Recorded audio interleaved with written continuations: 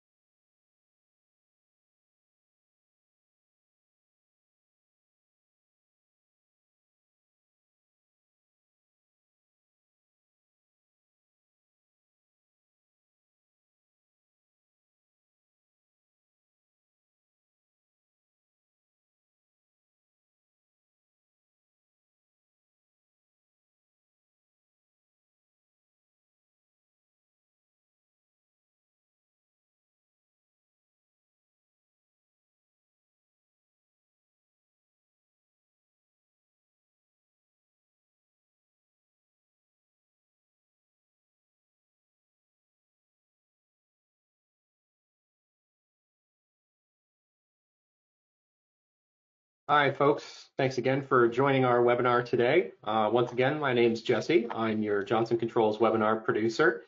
And I'm going to go ahead and turn things over to our MC, Hank. Hank, take it away. Thanks, Jesse, and welcome everybody.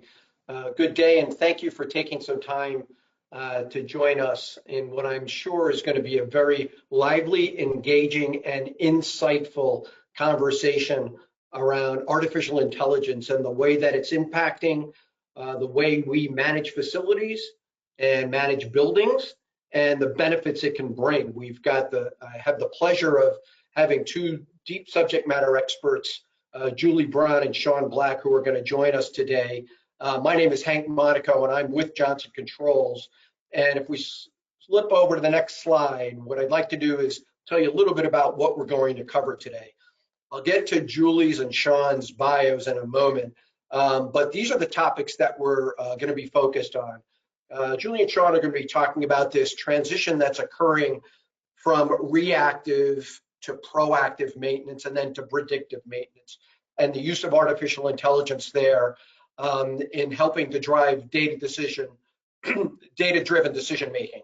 You know, there's so much sensorization in all of our buildings now. We get so much data. How do you turn that data into insights to help you make better decisions about driving to the outcomes that you're looking to achieve? We'll spend a little time talking about cloud-based collaboration, integration of systems, and then really get focused on what are some of the most important outcomes that we're all trying to achieve together in the building systems world. Sustainability, occupant well-being. We're all looking at ways to ensure that this can be scalable. And we don't want to take our eye off the ball of cybersecurity, which is really, really critically important to everybody's success.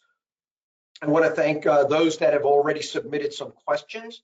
So we've gotten about a dozen questions already from those of you that have joined. And so we'll be hitting those. And there's also a question box in the tool here that you can use. And we'd like to make sure we can get to as many questions as possible. We've got an hour set aside for our conversation, and we're going to dedicate 20+ minutes to Q&A. So please stay actively engaged in the conversation. So let's flip over, and I can spend a few moments talking about the deep subject matter expertise of our participants on the call today. I'll start with Shawn. Shawn Black's the Executive Vice President of Business Development for JDE Construction. In addition to being a well-known podcaster, a business leader and entrepreneur, he's an expert in artificial intelligence and a technology geek, as he likes to say, for business innovation. 30 years in the service industry and 10 in facilities management. And I think the important thing here, and you're going to hear this from Julie as well as Shawn, is this notion of offering practical strategies around forward-thinking insights. So we're here today to talk about things that we can do as soon as we get off the call to make the world we live in a little bit better and take advantage of all these technology trends. Our own Julie Brown is the Global Vice President of Industries and Customer Value for Johnson Controls. And in Julie's role, she connects leaders across multiple industries and spends a lot of time with her team talking to end users and practitioners and many members of the ecosystem around the trends that are occurring in building systems. And she has a real propensity to look into the technology and the way in which that really comes to bear on the outcomes that everybody's looking to achieve. She's got a team of subject matter experts that spends a lot of time out in the marketplace talking to customers and then building those insights and bringing them back into Johnson Controls into our life cycle solutions organization. So with that, welcome Shawn and Julie. And Julie, I'll turn it over to you.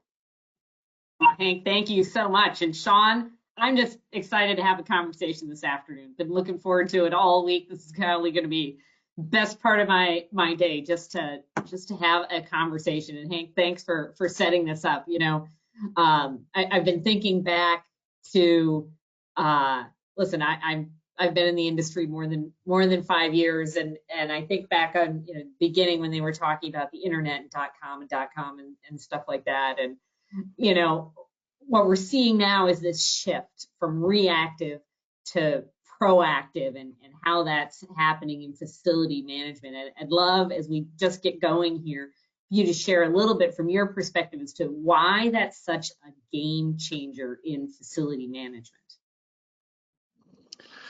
Yeah, and thank you for having me on the show today. I'm the webinar. I'm just excited. This is I've been working in AI for the last 2 years, really in depth and getting into this, and it is truly exciting. What is going on right now in the marketplace, and also a little scary, but also very cool, So there's a little bit of both going on here. In facility management, staying ahead of the game is a big deal, and currently people are already doing preventative maintenance. It's not new, but when it comes to AI, this scales everything in a much bigger way. It's a big, very, very much making things a lot faster. Reactive maintenance just costs a ton of money. Let's just be honest. If you're going through this and you're running with your hair on fire all the time, which I gotta be honest, I mean, we're in the business of being in reactive maintenance. I'm very happy to do that, but at the same time, reality is if you can be preventative and be reactive in maintenance, then you're going to save time, you're going to save money, and everything gets just better, faster, and cheaper. So it's a huge game changer for the entire industry, really. Well, and I think back of early in my career, different industry and stuff. I think about how it impacts people as well, right? When it's predictive, it lowers the stress on them and the talent that you've got, because when they're not running from fire to fire to fire, that right. Really enhances the talent that you're working with, because they're not stressed out of what's next, right? When you talk about predictive maintenance, do you have maybe some specific examples of some of the benefits that happen when you get into those, what happens when you get into those predictive scenarios, some of the benefits that you can quantify on that? Or are there any guidelines that you've Yeah, seen? so Shawn? for sure. I mean, we have a lot of clients that are experimenting, going through this and trying this AI and rolling it out. And I have clients that are not as well. And so there is quite a stark difference between them. The condition-based monitoring allows you really to catch issues before they blow up, right? And so that's a big deal with preventive maintenance and in rolling out in AI doing this. And so I have some chains that actually have an entire season in the summer where that's all they deal with is their HVAC. Like everything's a fire for them. And then I have others that have implemented AI and really they've switched to condition-based maintenance. They put sensors, that's track the system performance. And so now they're able to catch these small issues ahead of time. They're able to, fix things before they turn into big problems. And as a result, I mean, emergency repairs have dropped like 25% for this brand, which is it's a huge number. 25%? 25%. Wow. 25%. And so, they have less downtime, lower costs, and when it comes to the people factor, like fewer headaches, fewer stress, the whole environment becomes a lot more manageable. I start extrapolating out. It's like 25% less in emergency repair. You start to think about on budgets and stuff, when people are fighting on budgets, what 25% can mean on a budget. That's pretty powerful. Yeah. I want to circle back to something that you said, right? Because in the prediction and putting the AI in there, doing that requires data and having the data in there. And listen, you say AI, you say data, it to some degree, it becomes this buzzword that now completely loses meaning because it's just overused. But in the right context, it's really powerful. Can you maybe describe a little bit about how AI helps you make actual decisions that are smarter or better informed, Shawn? Yeah, I mean, think this way, we are already collecting the data. But when you add IoT sensors to all these different devices, there's a vast sea of data coming in now every second of every day. And AI is allowing us to look at that data, and it's able to break it down in depth and tell us what's really going on in real time. I worked with a couple different FM teams that, throwing huge money at energy costs. And then, they started using this data-driven AI analytics, and they're able to see, hey, this HVAC system was on full blast overnight. Okay, well, that's a huge waste of money. A few weeks later, and maybe the energy, costs have dropped and reliability shot up. Well, they're not wasting as much money anymore cooling that space. So there's a lot of different examples of this, but the data on this is the real winner here. I mean, being able to collect it and go through it and not just a short time, but like real time. You're being able to do this and make decisions based on that. So we've really never been able to do that before. This is a whole new frontier, really. You reminded me of late in the year last year, had an opportunity. I was over in London and was meeting with a telecom company, and they were talking about the data in their space. And you were talking about occupancy, right? And they were like, listen, that the data showed us what we expected to see, right? That we had people in our offices on Tuesday, Wednesday, and Thursday more than other times of the week. And, that real estate, as they were doing real estate occupancy planning, stuff like that, they said what we didn't expect in that was the granularity we could get all the way down to specific use on specific floors that could drive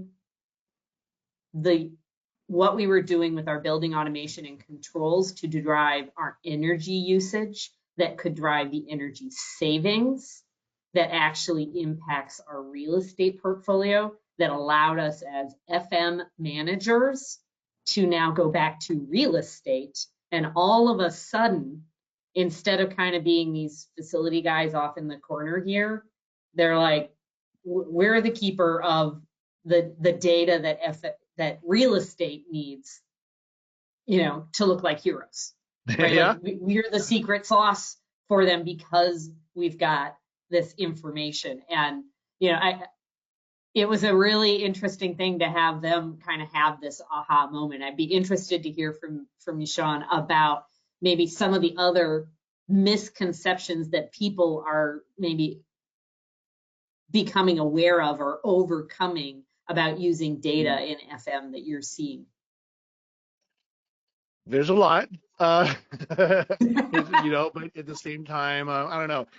I love your story because to me, FMs are truly unsung heroes. They get a lot of pressure and responsibility, and their roles changing so much. And so I love that they're getting some attention right now, and rightfully so, because they're able to provide so much support, and now it's really showing up in a very effective way. A lot of people, I think, as far as misconception goes, think condition-based maintenance is maybe just for those big guys, right? We're talking about the huge facilities with millions and millions of square feet. It's not. You can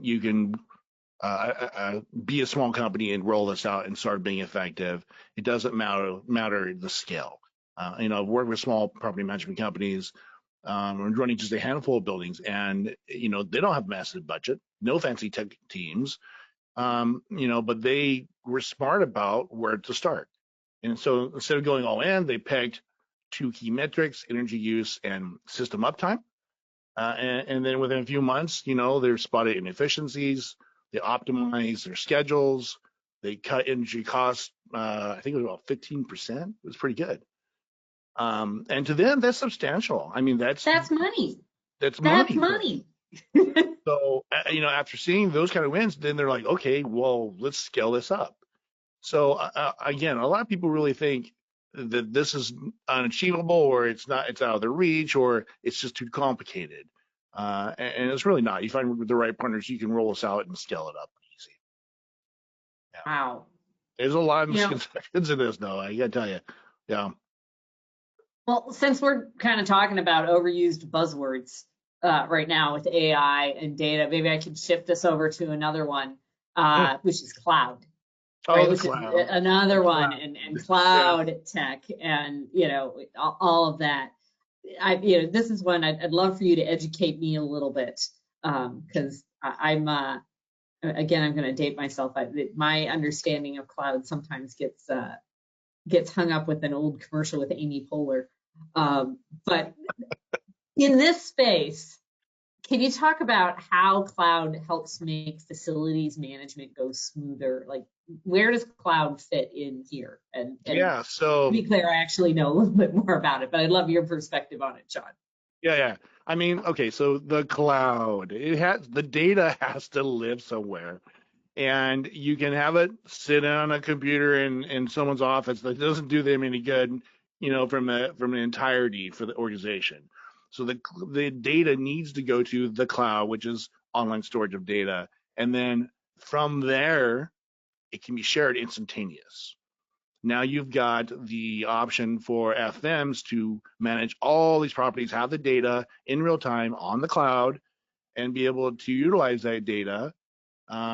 Instead of waiting for the phone to ring from your guy who's in New York and his system's completely down. You already know. You've got the data, you're seeing it in real time, and you're avoiding the full-blown crisis of things. So, being able to remote monitor that is a huge win for these guys, whether, they can see equipment performance in real time, or if they need to be able to communicate and shut down in the middle of a heat wave. They can do all that stuff. So, yeah, the cloud is it's like having an entire FM team all in the same room, but it's virtual. So they have the data immediately to them. And it's not, most people can understand the cloud. These days they have Dropbox and all these different services. And that is essentially the cloud. But in this case, it's a secure data transfer and access to that. Got it.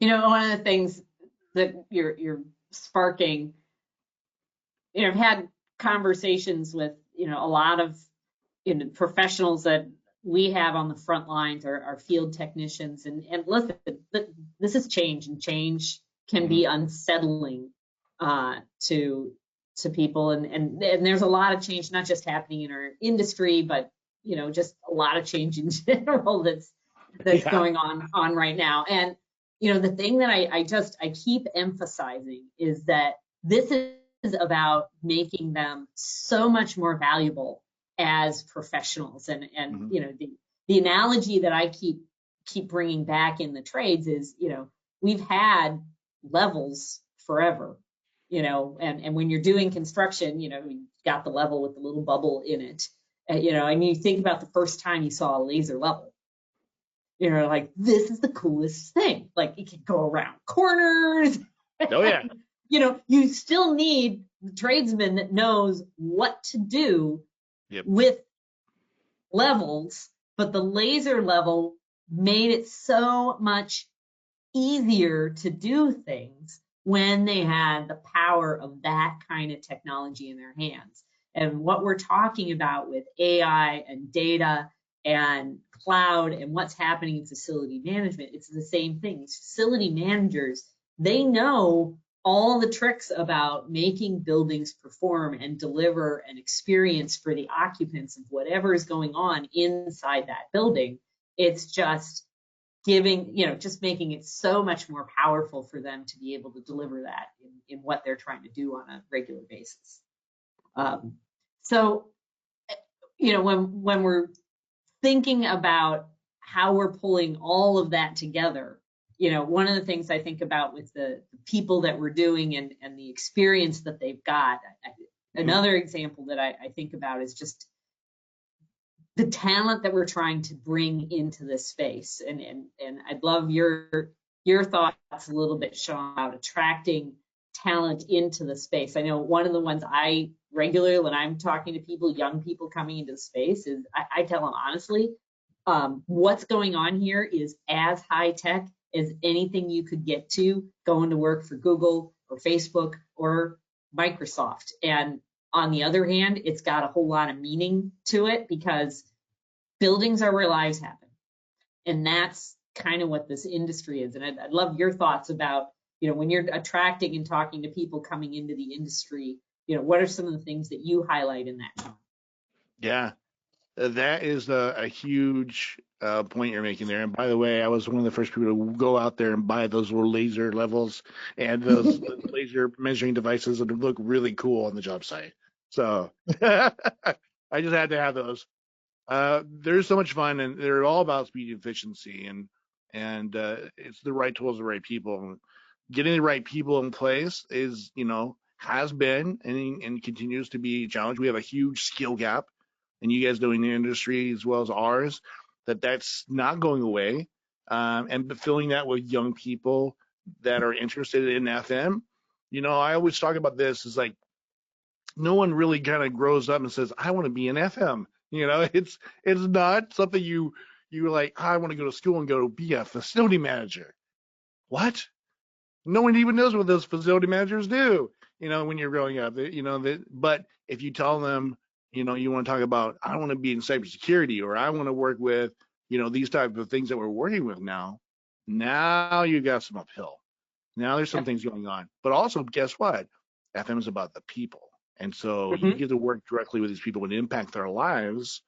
And it's not just one life. I mean, if you're an FM, you're working with thousands of locations with your FM teams. you're thinking about all the people walking through those doors, and you're impacting their lives every single minute of the day. It's crazy. It is really Yep. crazy. So I think just being able to educate people who are coming into the field and let them know that, hey, this is what FM really is. It's about the people and it's really technical, and you have all these amazing tools you get to work with, and you get to travel, and you get to, yeah, there's other things like you don't want to tell about all the nights and the weekends, but hey, you keep that to yourself. But it is an amazing job, and it is an amazing industry, and Yep. I think we just need to share that with them more.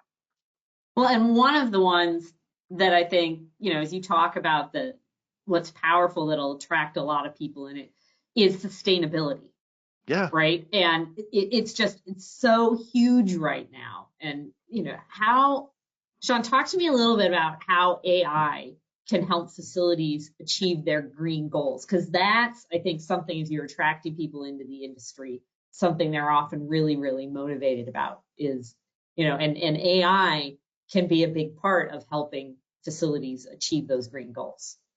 Yeah, I mean, in the building industry, where you're LEED certified, you're building green, we're maintaining all these different certifications, and that's great. AI is about, again, it's about taking that data and being precise, having the precision. It doesn't just cut energy, it fine tunes the whole process in real time. You're not just blasting AC into empty rooms. We talked about that earlier, but if you have huge building complexes with energy bills that are skyrocketing, they're not meeting their sustainability goals. They're just really not. By employing this technology, AI, it allows you to be able to track that and be very precise in what you're doing and meet those goals.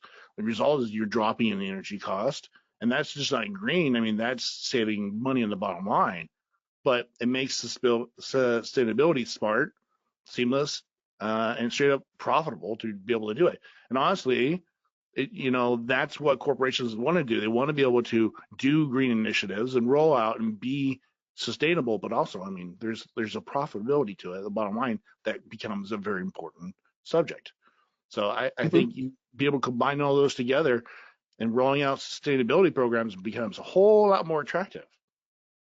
Exactly. I'll go back to different meeting, but again, in London, having conversations with insurers, looking at Yes. sustainability. And as you start to look at, some of these heartbreaking, weather events and how much that's impacting not just the insurers, but the mortgage companies that own the homes and the lives that it's impacted. Absolutely. There's financial goals that are, when there's lives at stake on this, it's probably a smaller factor to consider, but it's very, very real. So fantastic. Well, as we get to the time, I want to make sure we've got time for Q&As and would encourage people to put into the chat, if they haven't already, questions for us to answer. But, listen, we can't be talking about technology. We can't be, talking about FM systems and what's going on in buildings unless we take a moment to talk about scalability and cybersecurity, because that's just, it's central to everything that's going on in our highly connected world. How, when you're working with clients, Shawn, and you're working with companies, how do you recommend that companies address and consider these concerns? And Shawn, we might have just lost some of your sound. Or is that me? Is it me? There you are. Okay. You're back. Okay. Oh man. Well, glad to be back. Okay. Scalability, I don't think is really an issue, but it needs to be explained to people because there is some misconception behind it. It's not just an all or nothing type deal. So I suggest that people start with the most pain points that they're experiencing right now, and finding where that's at. If you're having exorbitant energy costs, start there. If you are, having a lot of breakdowns, start with that idea and look at that and how you can scale out and track the data there. AI is very scalable from very small organizations to very large organizations, and partnering with the right people, it makes this a no-brainer. It makes it very easy to do. And that's my next piece of advice is don't be scared to step into this and just start making steps towards using AI in your facility because you're worried about security. We always have to deal with cybersecurity issues. This is always an ongoing threat. The people that you're partnering with are very well equipped to deal with these type of issues. And AI is, basically for your facility's personal bodyguard at some point. It will help you deal with this type of data and also make it secure at the same time. So start small, scale smart, and stay secure. You'll be fine. Yeah. Very, very good. Well, with that, I want to make sure we've got some time. I think there were questions, and I think, first of all, Shawn, thank you for the conversation going back and forth. I'm going to ask, I think, Hank, you're out here somewhere with some questions for us. Back. Yes. Yes. There thanks. you are. What all can we help people with? Great lively conversation, as expected. It could go on forever, honestly. There's so much. Yeah. There have been a number of questions that were pre-submitted, so I'll start there. Early on, your discussion revolved around some of the big expenses that go into the reactive maintenance that many of us are still in the mode of applying. And some of the savings that can actually come about when you go into more proactive and predictive. But I guess the question would be for those of us that may be wondering, what's the easiest way to start? Like, how do we get started with that? How do you take that first step? What's the transition? Julie or Shawn, maybe you can kind of address that. I think honestly, it's you have the data in front of you. Looking at the costs, and again, like I said, looking at those pain points. Find a good partner, and start working on this. Taking those first steps is the hardest part. Is just getting started.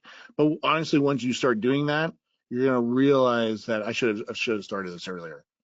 And honestly, here's the other thing: is the longer you wait on this, the more you're missing out. So adopt early. The piece I would add, and this is a page from me working in a different industry when I had manufacturing, was actually realizing it's sometimes not as big as you think it was. So I ended up taking over a facility that hadn't had any PM done for it in a really, really, really long time. It was pretty catastrophic what we were dealing with. And the thing is, once I put it in place and I started looking at how the getting started wasn't days and days and days of work. It was once a month having somebody come in and do something for an hour. And in the course of 6 months, it started to really make a difference. And that's not huge. And so I think part of it is, to Shawn's good point, it's just get started and get started on something small. To use another really kind of analogy, is you start thinking of kind of cleaning out your garage, which, if you need to do, it kind of gets to be overwhelming. But if what you do is you set a goal that says, listen, my trash can's going to be full every week when I put it out at the curb, honestly, at the end of 2 months, things are going to be better. And it doesn't have to be this big, overwhelming thing. Start with something and just start doing that little bit. And that's what gets it going. And when you realize that little bit gets it going, it has almost an outsized impact when you do that.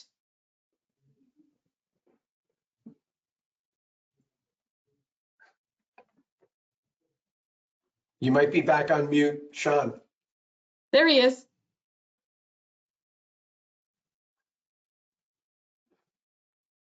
What's going on? There you go. There you are. It's the internet. I'm just saying, it sounds like you've been in my garage. I don't know what's going on. I had the same issue, and my wife has the same solution. So she made me do that, and it works. Maybe somewhat related to that concept. Another question that came in, again, around this idea of how to be practical in this really rapidly changing environment. How do I convince my leadership team to invest in AI for facilities management? You know, this whole idea of bringing to your executive leadership team a business case. How do you get that ROI? How do you build that ROI story? You know, I'll share two things that we've heard from customers. And one was the example of the telecom that I was with over in London, and the example with real estate is, you know, what you realized is when they had the data and they went to real estate, they were able to put forth a financial case that showed real savings. And that's kind of where it's at. And, you know, the thing that I encourage in FM, and I work across a number of lines of business and a number of industries. And, you know, I think of, I work out of the Philadelphia area. We have a hospital leader here. And, you know, he says, you know, you essentially have to embrace the language of business. And once you can start, and he does a brilliant job with the data, where he can start showing with the AI predictive maintenance data what happens, and then he argues, this is what's going to happen, and give me this much money. He gets himself new chillers all the time because he can go to the CFO and point out to the CFO how either the operational budget is going to get impacted if he doesn't get a new chiller, or how the hospital is going to make more money when he gets his new chiller, because he's figured out how to present it in the terms that a CFO thinks of instead of a facility manager. And, you know, his advice is, he's like, I went over and I made friends with the guys in the CFO's office to have them teach me essentially how to play the game over there. And that's the key, is it's you use the data, but it's not just about using the data, it's using the data to put it in the terms that they're used to hearing and listening and considering around. Shawn? I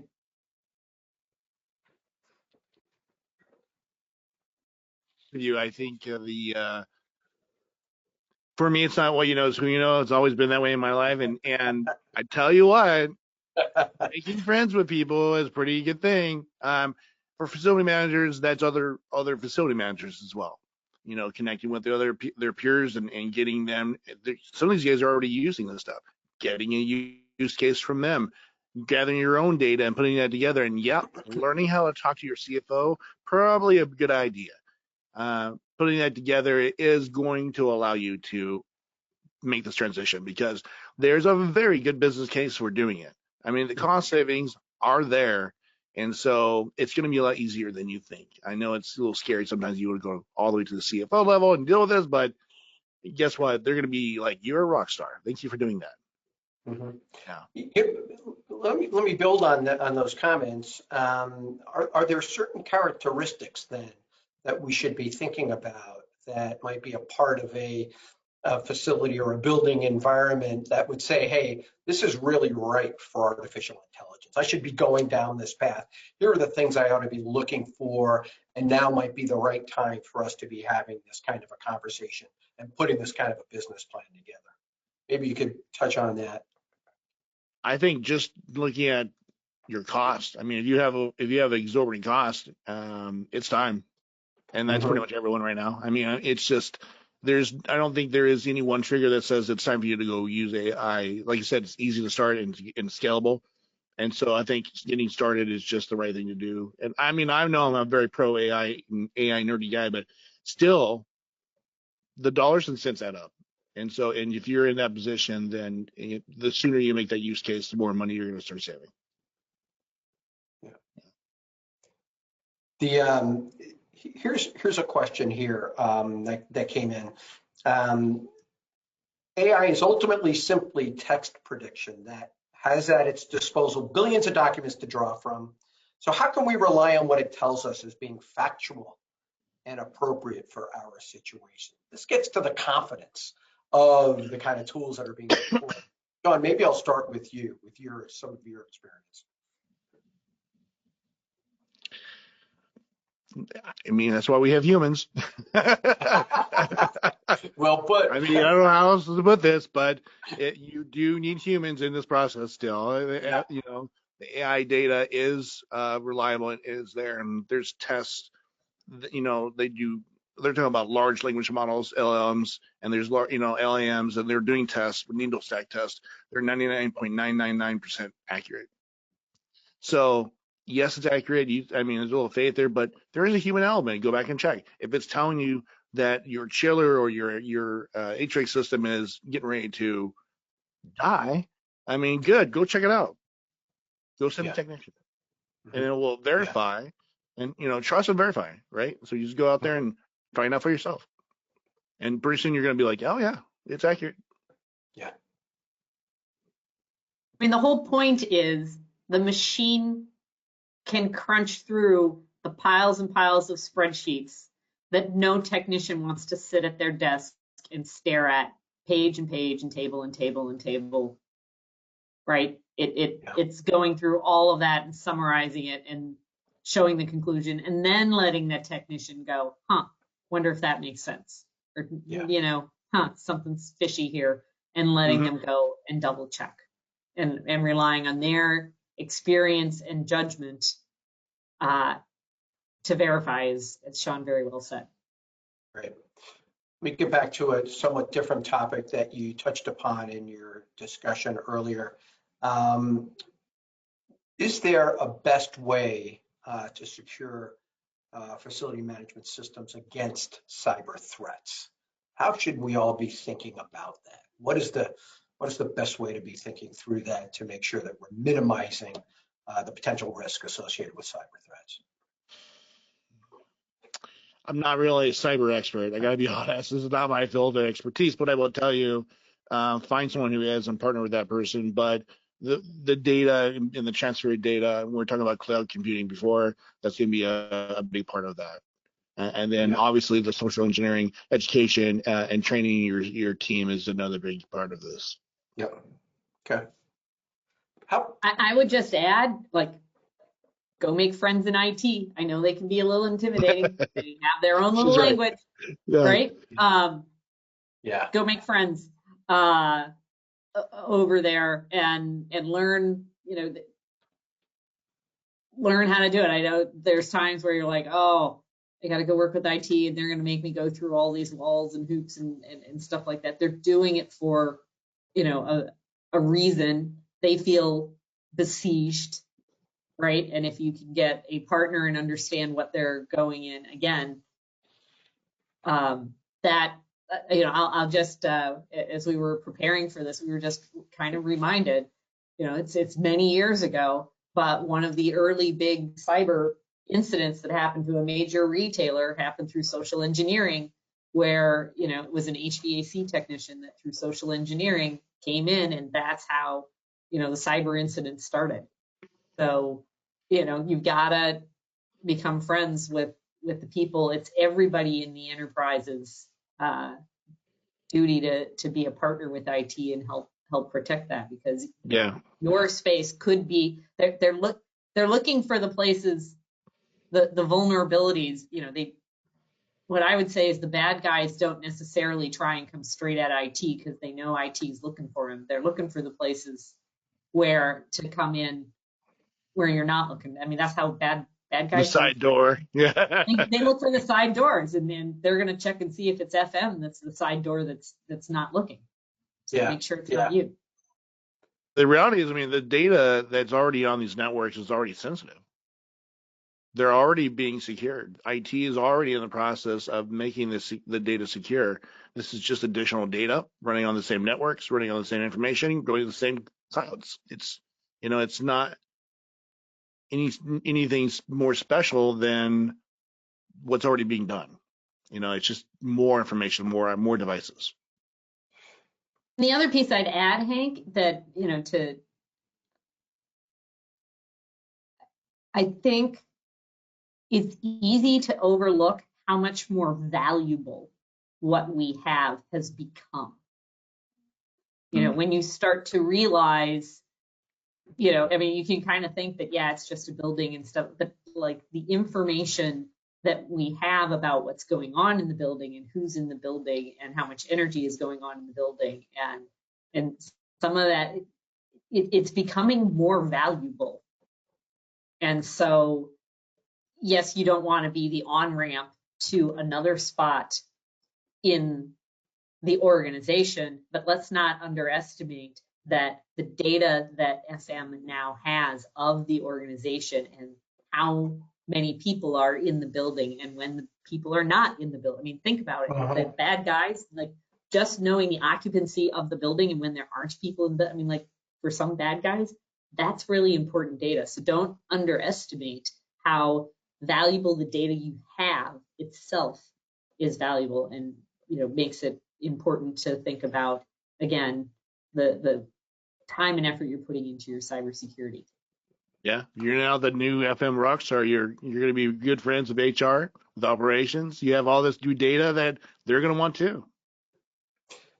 Great point. I've got a couple questions coming in live. One here is there a program that needs to be layered on to utilize artificial intelligence with current systems?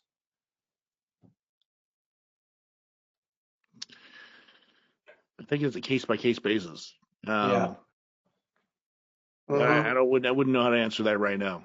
I think you would have to figure out what you're doing and then get the right people. Like I said, I wouldn't say I'm the programming expert, more on the implementation and knowing how to use it, what's going on with it. But there's going to be additions to what you're doing now from a software standpoint.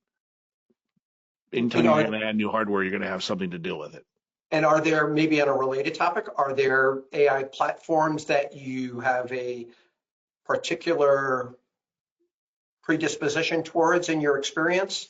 Are there some that you say, yeah, well, are the choices I don't want to give all my secrets out, my secret sauce.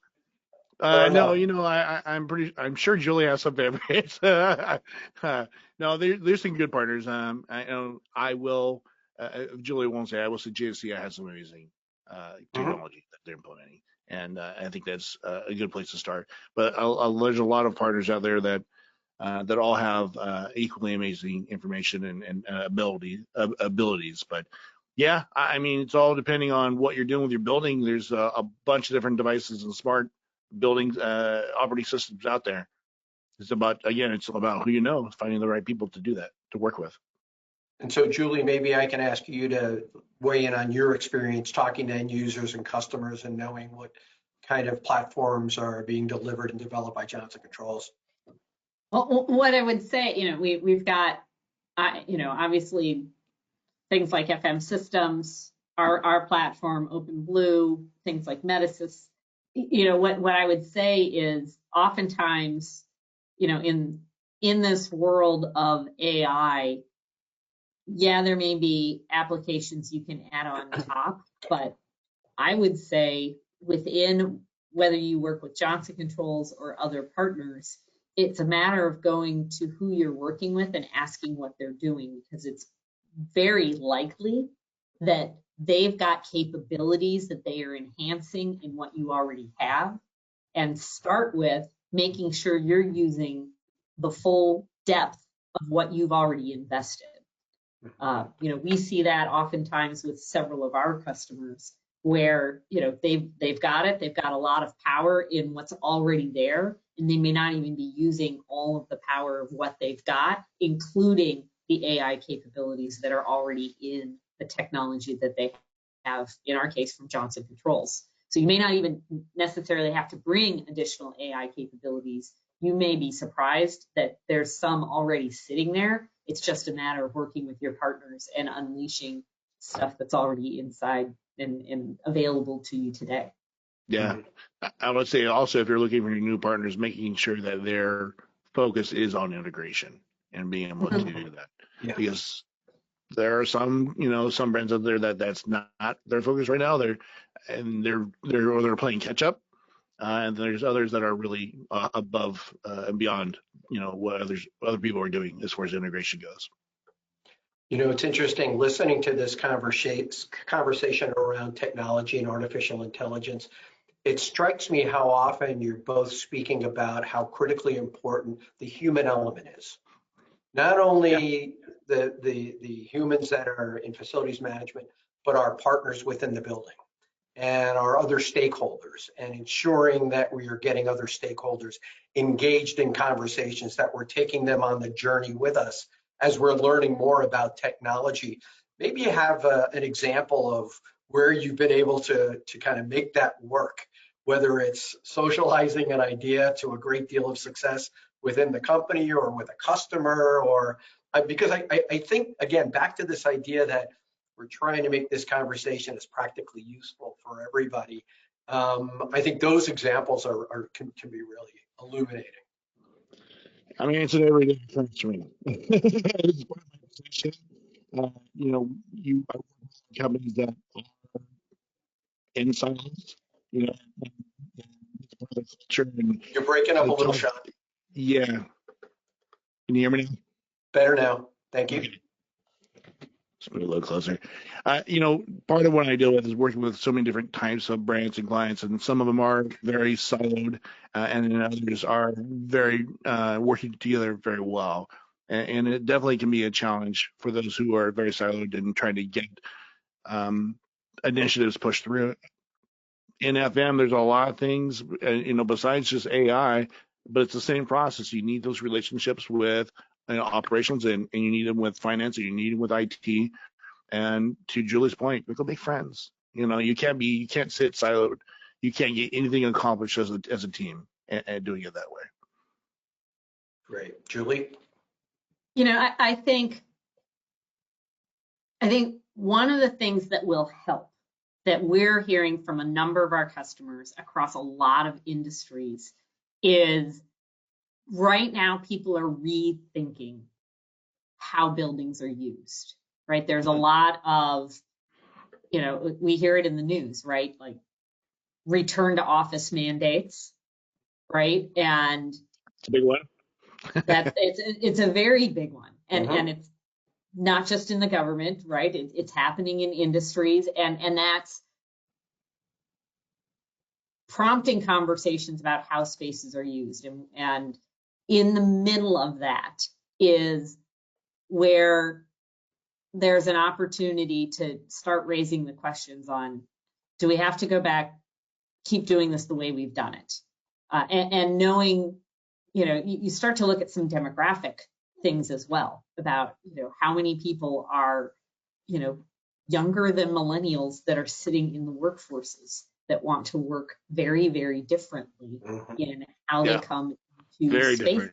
So when you think about that entire dynamic of when they come into spaces and what it's like when they come into those spaces, it's like we've got all of these factors coming together at the same time to get to your question, Hank, about how do you kind of get those wins and conversations going. It's about you actually being the leader and saying, listen, let's be clear, this return to office, this rethinking of how we're going to use the space, there is a generational shift on how we're going to use the space. We're in facilities management, and we're going to help the enterprise, this organization, get in front of this instead of behind it. Because if we just bring everybody back to the office the way it was before COVID, right, we're going to have a problem in 18 months. Yeah. It's going to be a problem, and we'd rather have it reimagined in 12 months for what's going to set us up for the next 5 years of whatever the space is going to be. Yeah, makes complete sense. Thank you very much. We are coming up on time. I'm going to close out the Q&A portion and ask each of you, maybe Shawn, I'll start with you, just some closing comments to send us out of the conversation with today. Man, I had so much fun. First of all, thank you. This is so much great information. And Julie, you're awesome to work with. Thank you so much. This is a really fun webinar. But at the end of the day, for me, I think it goes back to, start small and stay secure in your information, and then just roll it out. Don't be afraid to get started on AI. It will make a huge difference. Find the right partners. I think is probably one of the most important things I can't drive home enough. And enjoy the process, because it is a journey for sure. Julie? Hank, what I would say is when it comes to AI, I'd circle back to, the laser levels. This is about helping people be able to be effective in ways that I think we've all wanted to for so much of our career. And it's honestly just playing around with stuff, doing simple things like, simple little chat GPTs to draft your emails so that you start to get comfortable with what some of this is. And as you get, think back, if you're more than 5 years into your career like I am, and you think back to when you were first doing .com and when you were first browsing the internet and how that curve happened to the point where now you're native with it. It's the same thing here, only it's putting a lot more powerful information. And the thing that really energizes me is this time we've got the opportunity of purpose behind it because of the things like sustainability that are powerful behind it, because of the things like transforming work and the trades and work that is mission driven by what happens inside of buildings. That's such noble work that we can attract people in here that, that should really excite people in their careers as we're bringing people into this. So I'm really grateful that I was invited to the conversation and that I got to spend some time here with Shawn, and that you'd ask us all these great questions, Hank. It's a great way to spend a day. Well, thank you, Julie. I'm glad I got to answer that first, because I would hate to follow that up. We'll leave it there. We'll leave that exclamation point as the exclamation point to our conversation today. Very well said, Julie. Shawn, thank you so much for your expertise, for all the work you do on behalf of all of us. Julie, thank you. And thank you all for attending and for your time and attention. Thank you for joining us this afternoon. And we'll be doing some follow-up for any questions we didn't get to. And everybody have a great rest of your day. Thank you.